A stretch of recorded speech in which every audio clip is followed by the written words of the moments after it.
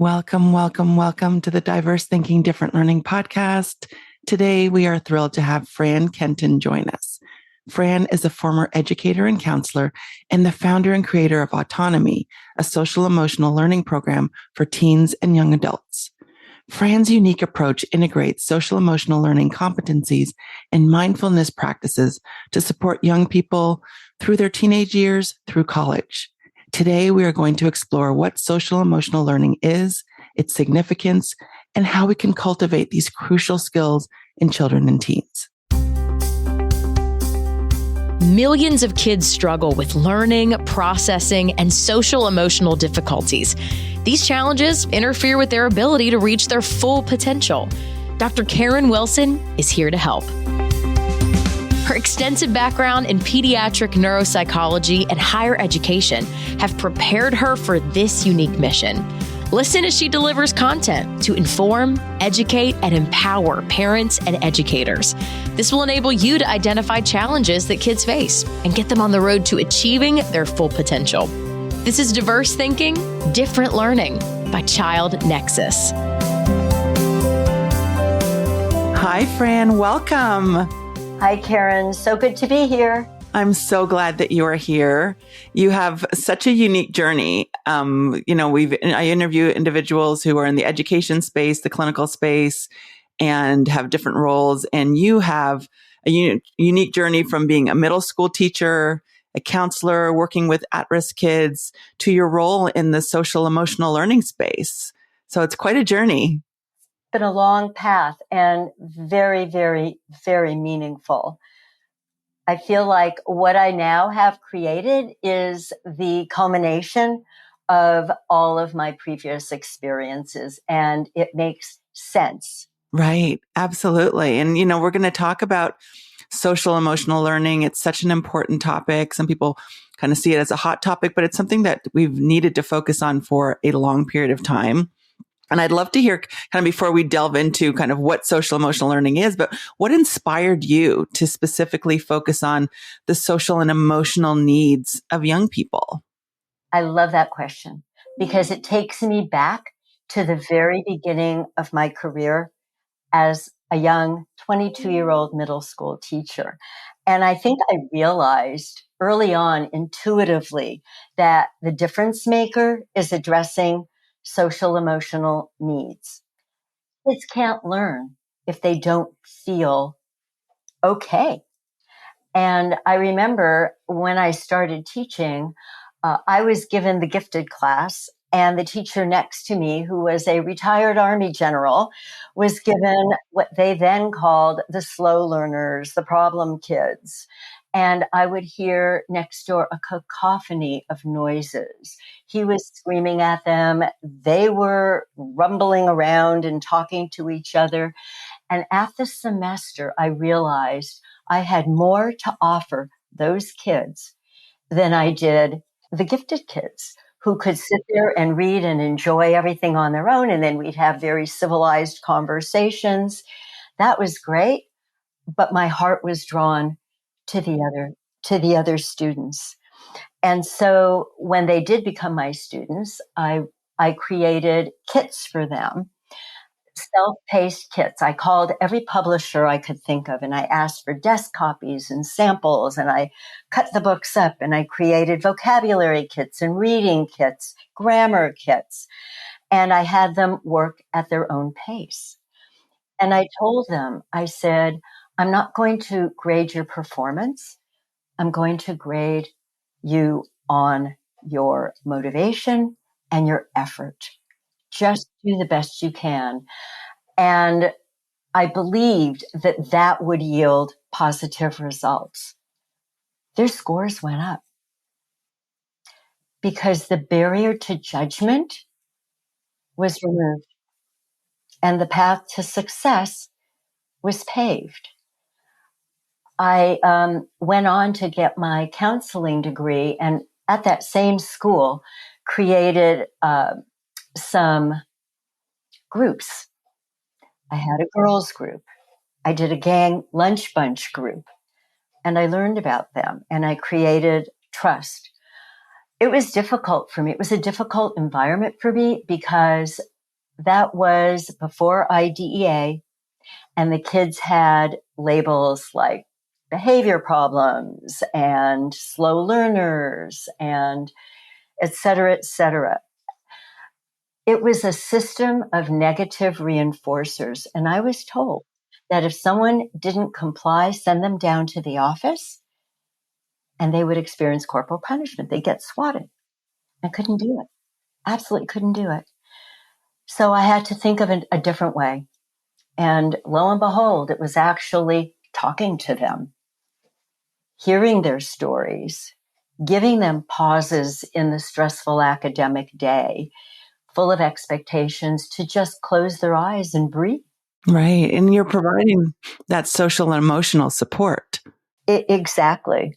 And now I know that those students definitely would have qualified for IEPs, and they would have been protected by IDEA. Right.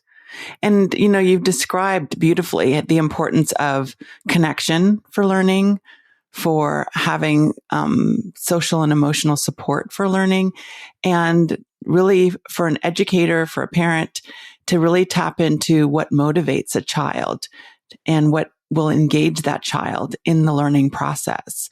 I just got really excited when you said that, because I noticed those kids had talents and skills that I could only dream about. And a lot of them were very physical. I remember there's one little boy who could not sit in the chair, but he would jump onto the desk with both of his feet at one time. And it was jaw-dropping to me that I said to him, do you have springs in your feet? How do you do that? And he said, I have to move. And I asked him, I said, do you like to dance? And he said, I love to dance. And I said, I'll make a deal with you.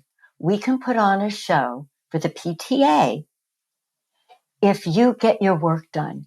And I don't care if you sit in the chair for the entire 45 minutes.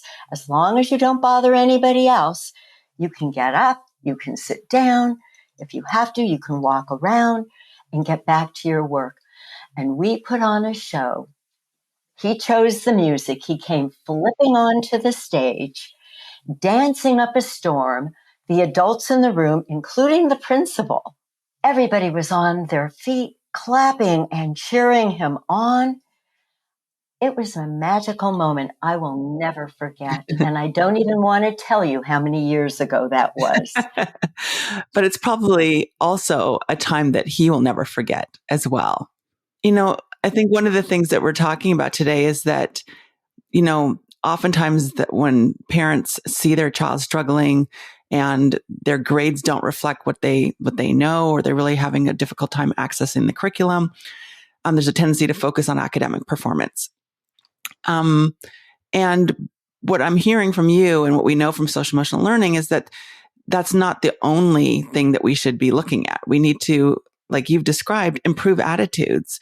We want to improve behaviors. We want to reduce emotional distress. We want to enhance well-being.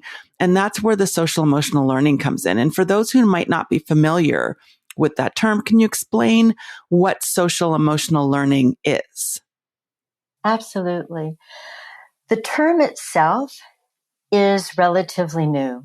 And as you mentioned, Karen, it seems to be the hot topic in education these days. But the concepts of the skills have been around in education for a very long time. We used to talk about student-centered approach to learning, educating the whole child. We had terms, vocabulary like Zen, and we've always encouraged kids to pay attention, to stay on task. We wanted kids to behave in school and in the community. And as I mentioned, we enforce the rules and the standards through a negative system of reinforcers. But now we say practice mindfulness to develop peace and calm, and self-awareness to know how you're feeling and thinking. Manage your emotions to respond appropriately as opposed to reacting and suffering the negative consequences of those reactions. Develop grit, get gritty to stay on task.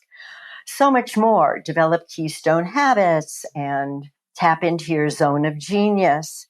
So social emotional learning developed as an umbrella framework from scholars of multiple fields: emotional intelligence, child development, psychology, public health.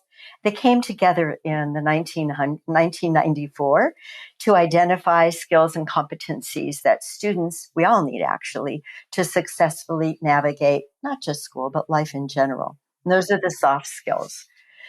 So to support that connection between the research, policy, and the practice for student social emotional development, they formed what's called the Collaborative for Academic, Social, and Emotional Learning, which is now commonly known as CASEL.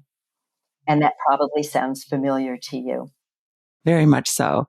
And I'd love for you to kind of walk us through the social emotional learning competencies, because there are specific competencies that are associated with social emotional learning that are really important, because that's what we build on to help students, achieve those outcomes that we want. There are. So there are actually 5 broad interrelated SEL, which is social emotional learning competencies, as outlined by CASEL. There's self-awareness. Embedded in self-awareness is also mindfulness.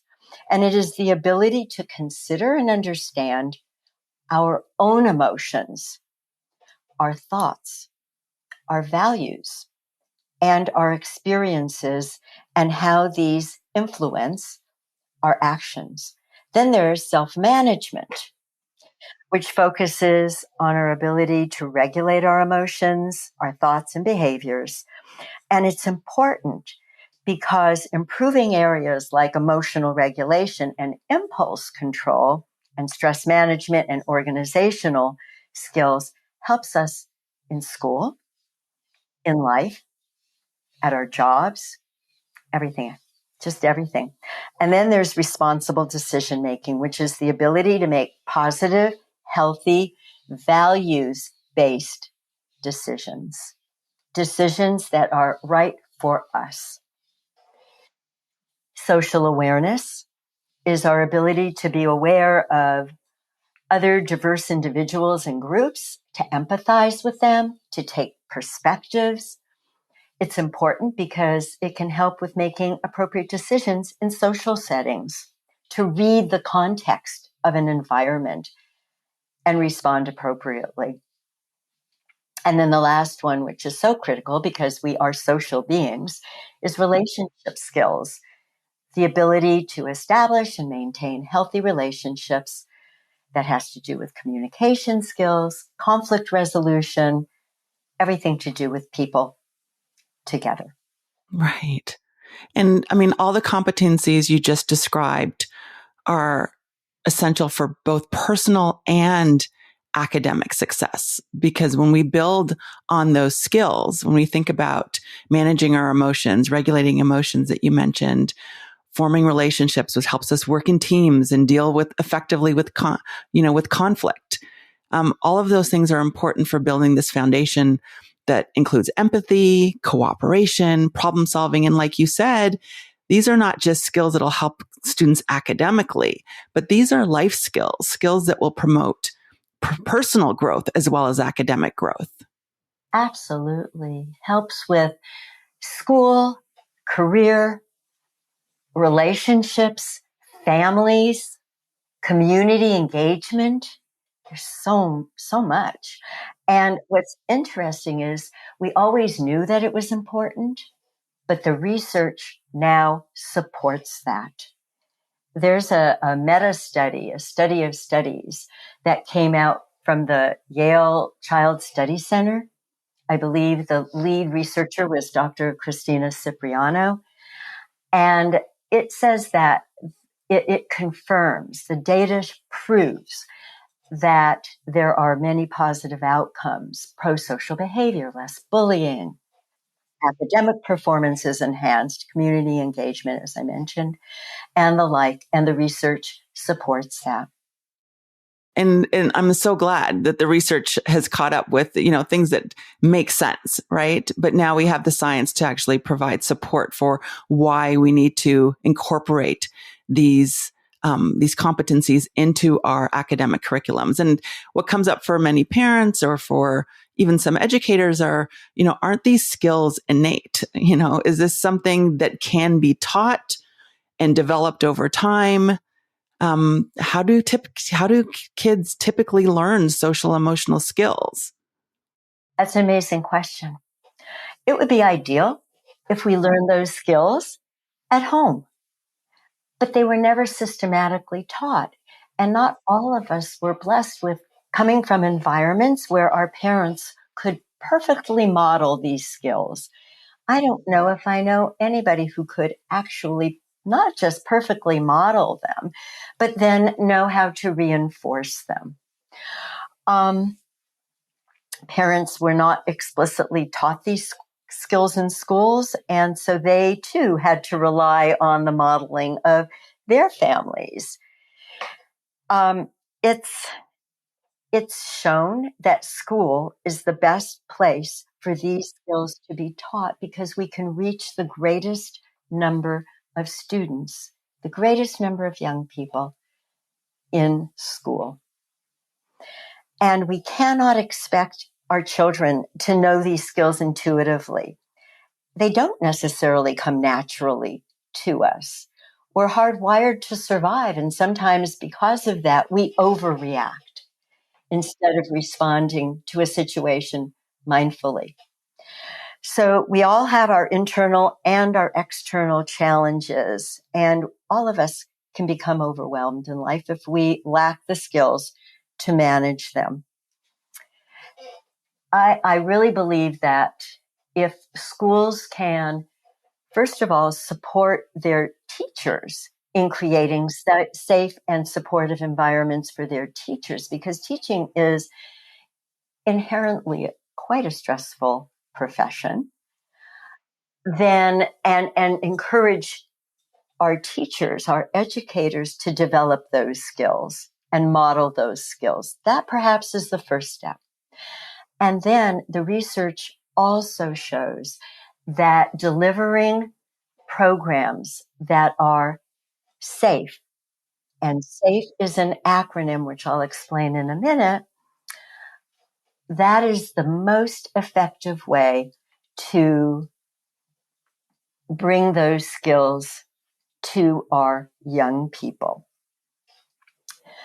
SAFE is an acronym for sequenced, which means are there connected and coordinated activities to foster skill development? A stands for active. So are there activities, discussions? Are the young people engaged actively in the learning? It's not just straight lecture, although there's a lot of information to be learned. Is it focused? Meaning, is there dedicated time and attention to developing and encouraging these skills? And the last is explicit. Is it targeting specific social and emotional competencies? And, when I think about, how really intentional we need to be about teaching these skills, that's what I'm hearing from you, is that this is not something that, is just going to occur by osmosis, just by interacting with individuals in our daily life. And to your point earlier about, parents may not have learn these skills themselves and may also struggle with some of these competencies themselves. And in that respect, have a difficult time modeling those behaviors. Right. And so just the awareness of, again, someone else's emotions, your own emotions, knowing what your values are, knowing that your values might be different from someone else's. All of those are life skills and things that individuals and students can take to their daily lives. And when I think about the self-management in particular, I just had a conversation with another clinician who was talking about the emotional dysregulation for so many kids who have learning and thinking differences. and how it can interfere with the ability to kind of access thinking and access, the curriculum, because it's really hard to sit and learn when you've got these strong emotions kind of running through your body, whether it's fear or anger or disappointment or frustration. And what a gift that is to be able to help kids to better manage their emotions, because that not only impacts their personal life, but also impacts their ability to stay engaged and access their curriculum at school. So it's a win-win at home, but also for educators as well to incorporate the social emotional learning into their curriculum. Absolutely. And what a gift it is for everybody to have a toolbox of skills to say, step 1, step 2, if I'm feeling this, take a break. If I'm feeling this, breathe. Just the simplest, what they call PQ hacks, just little simple tools and steps to problem solve, to manage difficult emotions, all of that. And what a gift it would be to embrace the greater community, the parent community, into learning these skills as well and understanding what their students are learning to be able to reinforce those skills at home. Absolutely. Absolutely. Because then you're looking at, again, these skills that can generalize to so many different environments, whether that's, for kids on the playground, with your soccer team, with your teachers, with your cousins and other family members at home. And again, you're fostering, cooperation, building those problem solving skills, increasing empathy, and all things that are, again, essential for everyday life. And, I'm thinking about kids who struggle in these areas and how important it is for them to really, get the instruction and get some guidance in building these skills. And one of the things you mentioned was mindfulness. And, we've talked on the podcast before about mindfulness, but it really kind of speaks to a lot of the competencies you described. I'd love for you to describe the role of mindfulness practice in enhancing social emotional learning, because I think that's a really great connection. Before we can manage any challenging emotion, before we can manage any task that we're presented, we have to stop and tune in and become aware of how we're feeling, what we're sensing, what we see in that moment, and understand how our perception of what's going on allows us, the understanding allows the management of whatever situation we're handed. So step 1 is to be mindful of how we're thinking, what we're feeling in the moment, what we notice, what we sense, and then proceed. I remember in my classroom, and I was never taught this, but I sensed that it was all so important. And there were some acronyms I picked up, and one was STAR. And I had that in my classroom, and it was stop, think, act, and then reflect. And if there was something happening with a student, and I taught high school and middle school, so they were older, all I would have to do is point to that acronym, and that was it. The behavior stopped. Think. And I remember one young man was very upset about something. I don't know what it was, but the kids all called out, STAR. And he stopped, dead in his tracks. I don't know what was going on in his mind, but then he marched out the door, and his intention was to slam the door. It was on one of those those doors that air pressure close, and it wouldn't slam. He came back in. Everybody laughed. He did too. It didn't work. It disarmed him.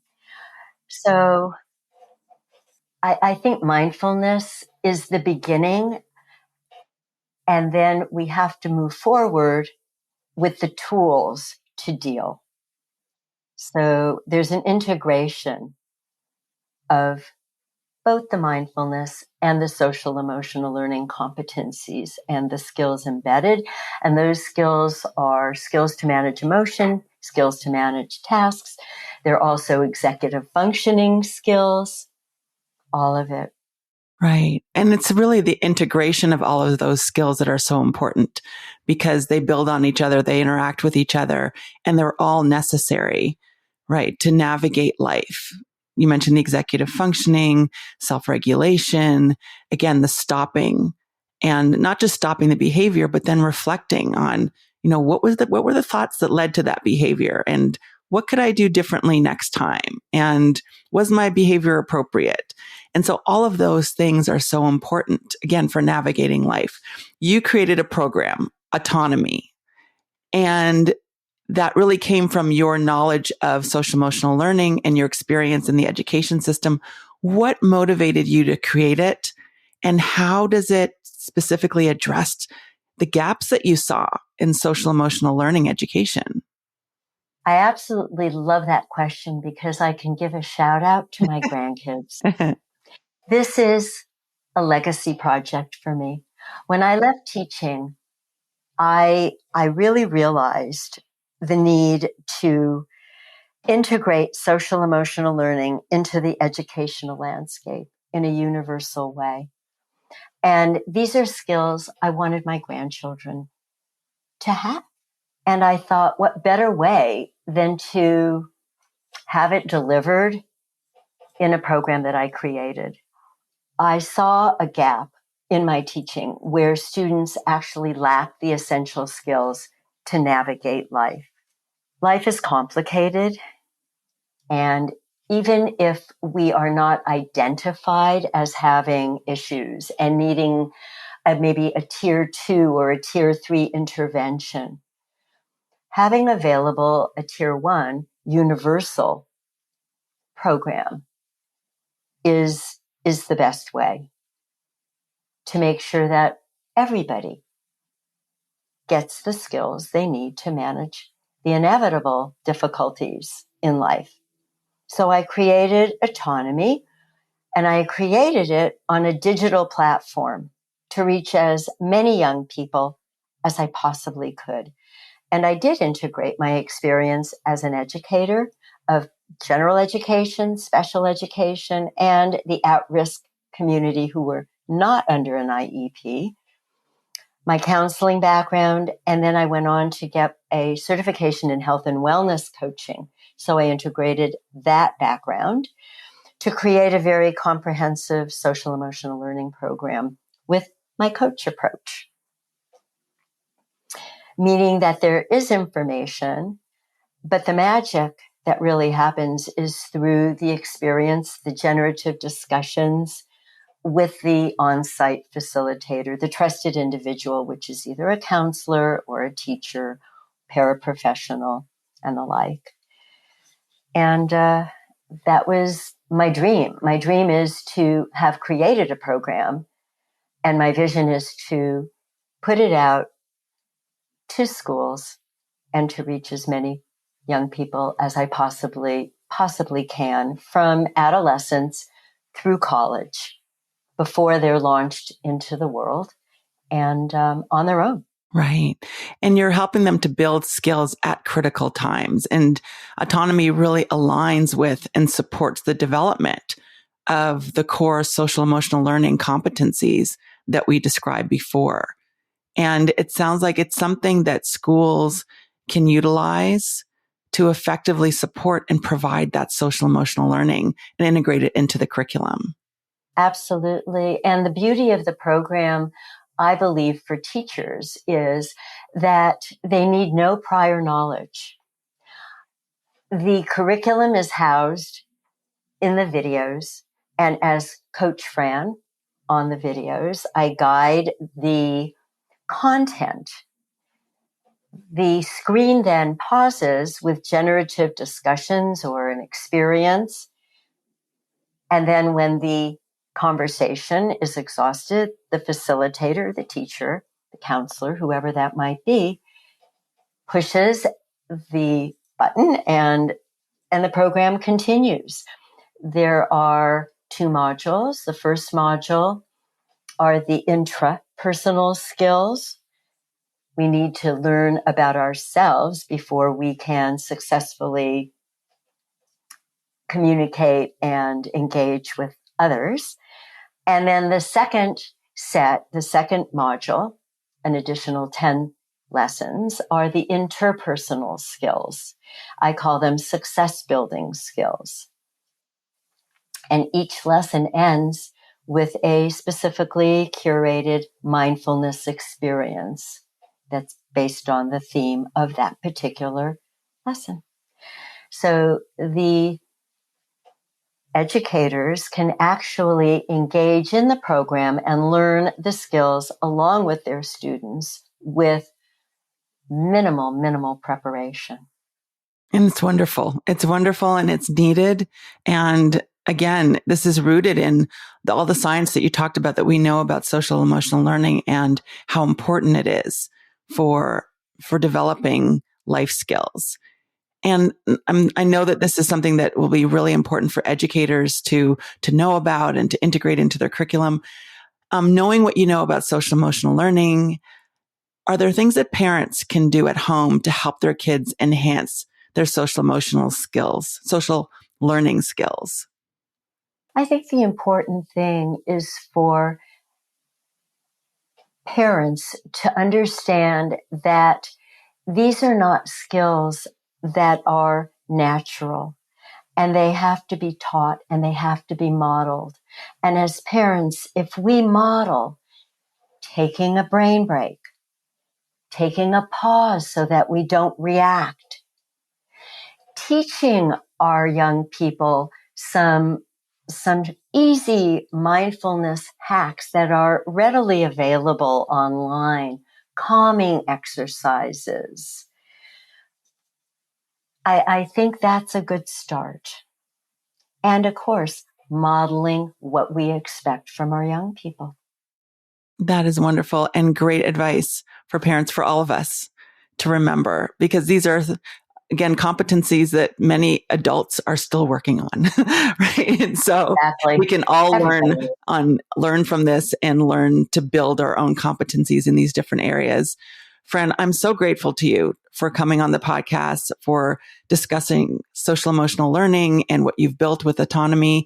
If individuals, educators, parents want to learn more about Autonome and the work that you're doing, what is the best way for them to get in touch with you? So they can go to my website, Autonome 101.com. That's probably the best way. I'm available to answer any questions. Eventually, perhaps you might find me on Instagram. That might be a next step. I'm not sure. I'm new to this. But I'd be happy to talk. Just reach out, email me at fran@autonome101.com, and I'll be happy to jump on a call, answer any questions. Love to get this program out to as many families and as many schools as possible. Thank you, Karen. Thank you for this opportunity, for allowing me to share my passion on your podcast. Thank you for being here. And I will be sure to put links to your email address and the website in the show notes. So thank you again. Much appreciated. Thank you. Thank you so much for joining us today. I hope you enjoyed the conversation. To learn more about social emotional learning and Fran's program, be sure to check out the show notes. There you will find additional resources, including my conversation with Michelle Garcia Winner about social thinking. Thanks again for listening, and I'll see you next time. Thanks for listening to Diverse Thinking, Different Learning by Child Nexus. For more resources, visit us online at childnexus.com.